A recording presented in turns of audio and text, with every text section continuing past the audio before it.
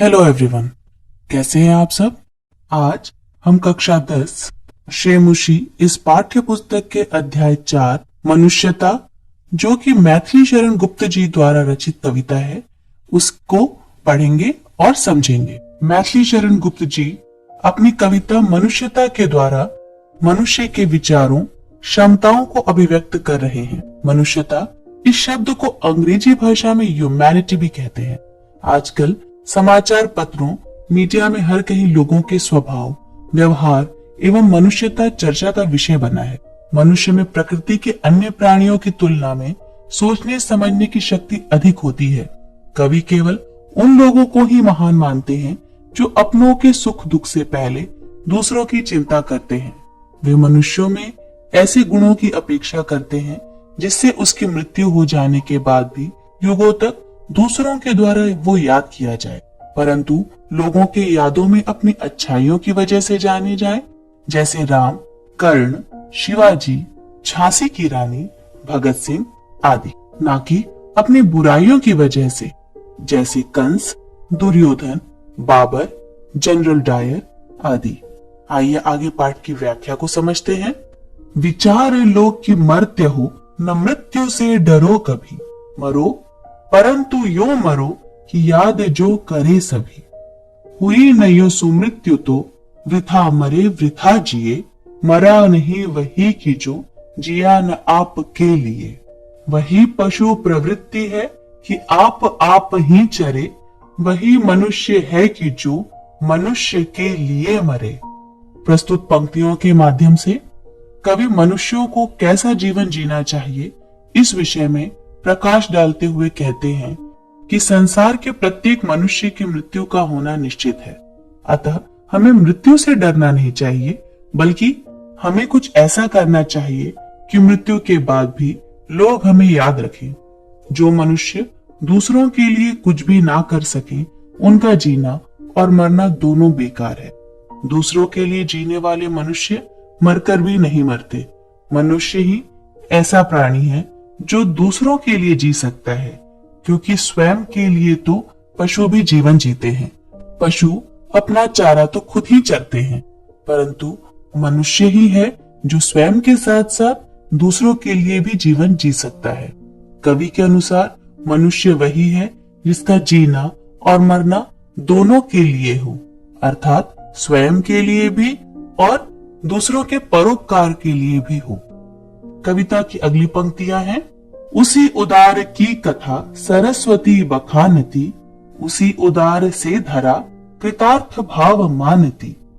उसी उदार की सदा सजीव कीर्ति कूजती, तथा उसी उदार को समस्त सृष्टि पूजती। अखंड आत्म भाव जो असीम विश्व में भरे, वही मनुष्य है कि जो मनुष्य के लिए मरे।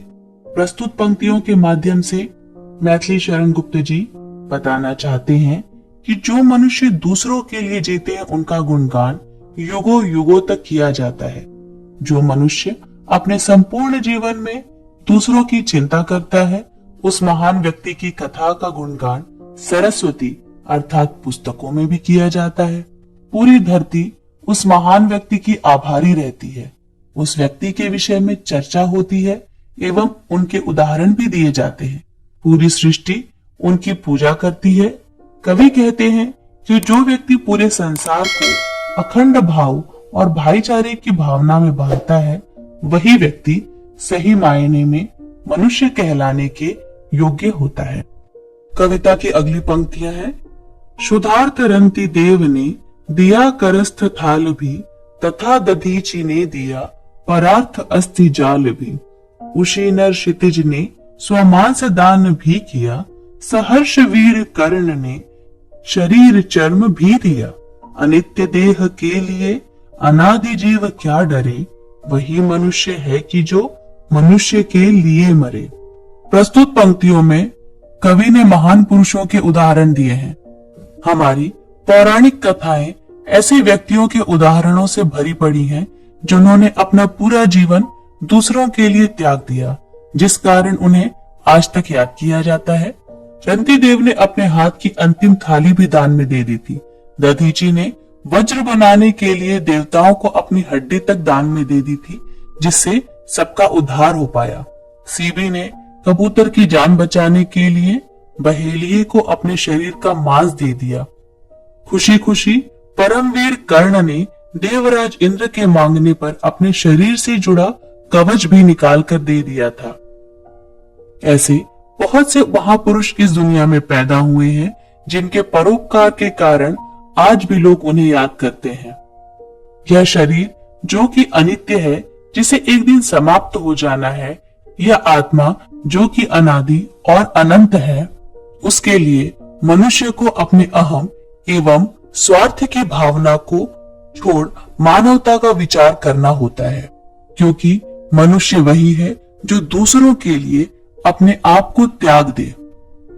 सहानुभूति चाहिए महाविभूति है यही, वशीकृता सदैव है बनी हुई स्वयं मही।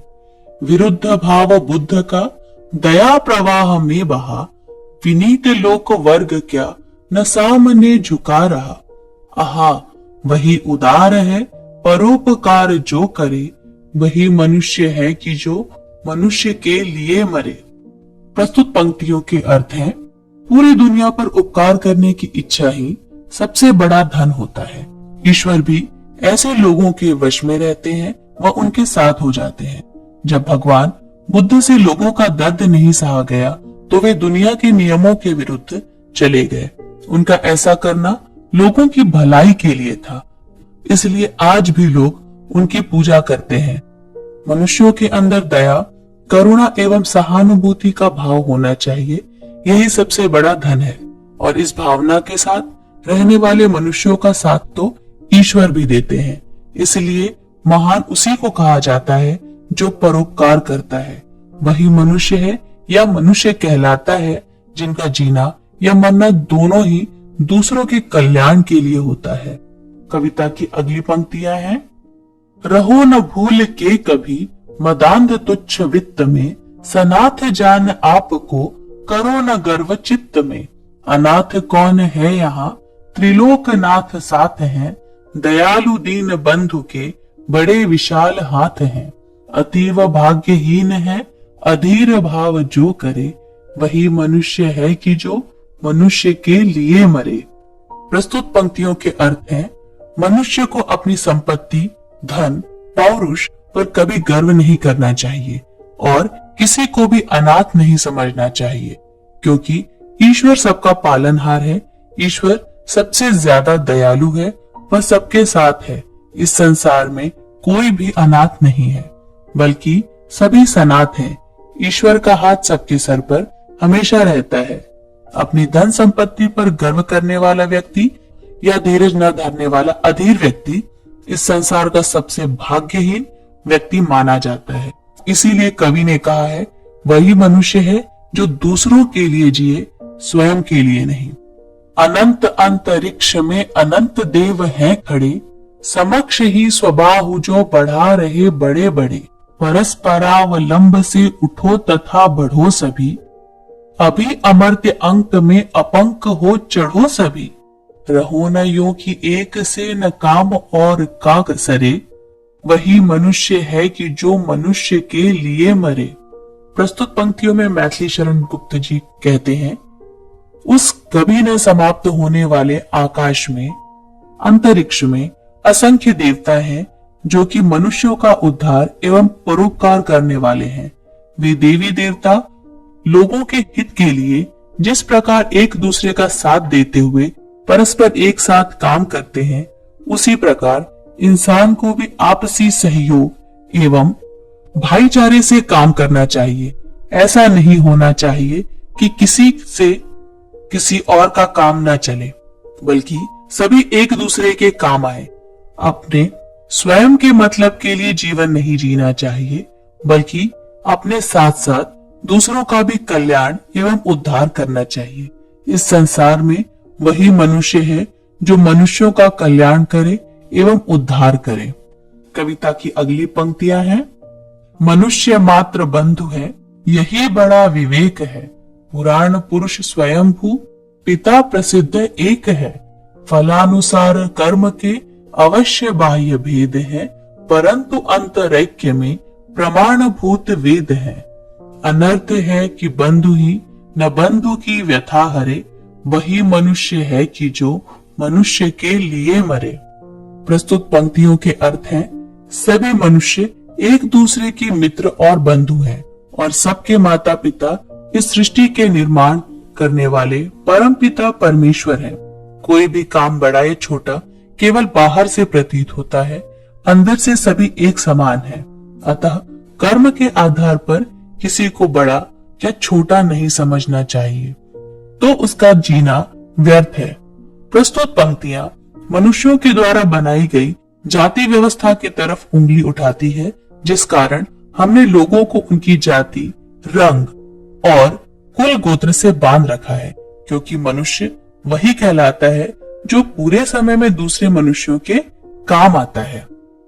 कविता की अगली पंक्तियां हैं, चलो अभिष्ट मार्ग में सहर्ष खेलते हुए, विपत्ति विघ्न जो पड़े उन्हें ढकेलते हुए।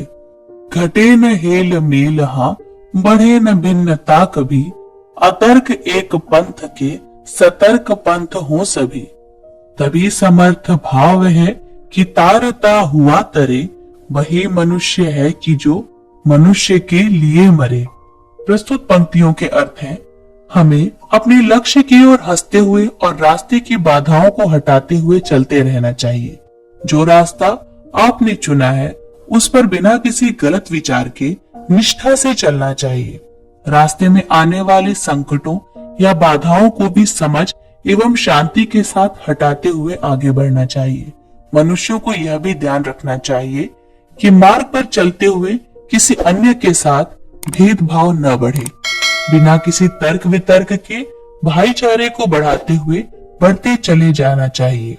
वही समर्थ है जो खुद तो पार हो ही और अपने साथ साथ दूसरों की नैया को भी पार लेकर जाए, क्योंकि वही मनुष्य है जो अपने साथ साथ दूसरों के विषय में भी विचार करता है। आशा है आपको मनुष्यता इस कविता का भावार्थ अच्छे से समझ में आया होगा। आप अपने प्रश्न कमेंट सेक्शन में पूछ सकते हैं और मेरे चैनल को लाइक और सब्सक्राइब कीजिए। Look me in the face, tell me that you love me, even if it's fake.